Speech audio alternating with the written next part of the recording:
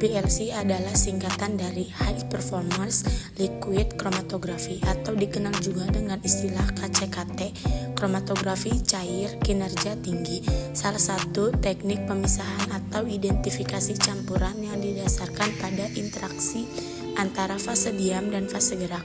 Fase diam yang dapat digunakan berupa solid atau padatan, cair atau liquid, dan gas. Fase gerak yang digunakan dapat berupa cair atau liquid dan gas. Prinsip dari HPLC adalah pemisahan komponen dalam sampel berdasarkan interaksi antara fase diam dan fase gerak, di mana kromatogram yang dihasilkan akan diubah menjadi kadar sampel dengan membandingkan luas area puncak. Aplikasi yang digunakan untuk alat ada 4. Yang pertama, kesehatan, yang kedua, farmasi, yang ketiga, lingkungan, dan yang terakhir, industri.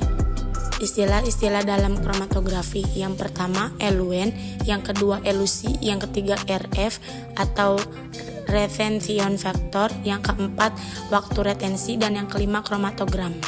Dan selanjutnya pemeriksaan. Pemeriksaan HPLC dapat digunakan untuk menguji sampel makanan dan minuman, seperti beberapa zat adiktif, pewarna, pengawet, perasa, dan lain-lain.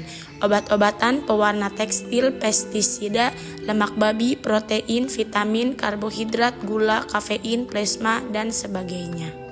Cara kerja HPLC: dengan menggunakan bantuan pompa, fase gerak cair dialirkan melalui kolom ke detektor. Sampel dimasukkan ke dalam aliran fase gerak dengan cara menyuntikkan.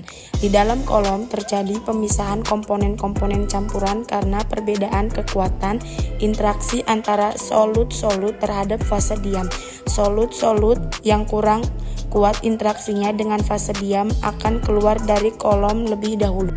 Sebaliknya, jika solut-solut yang kuat berinteraksi dengan fase diam, maka solut-solut tersebut akan keluar terakhir dari kolom, dideteksi oleh detektor, kemudian direkam dalam bentuk kromatogram.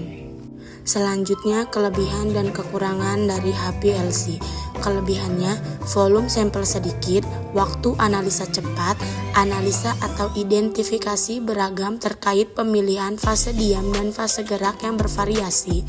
Kolom dapat digunakan berulang kali, metode analisa yang cepat, peka, akurat, tepat, dan reproducible, menghindari dekomposisi atau kerusakan bahan analis, dapat digunakan untuk zat yang tidak stabil dan non-volatil. Kekurangan: biaya pemeriksaan cukup mahal, harus mengetahui opsi metode pemeriksaan terkait kombinasi eluen, elusi, RF, waktu retensi, dan kromatogram. Pengerjaan harus hati-hati terkait sensitivitas kolom dan detektor. Analit yang akan diidentifikasi harus disesuaikan interaksi antara fase diam dan fase geraknya.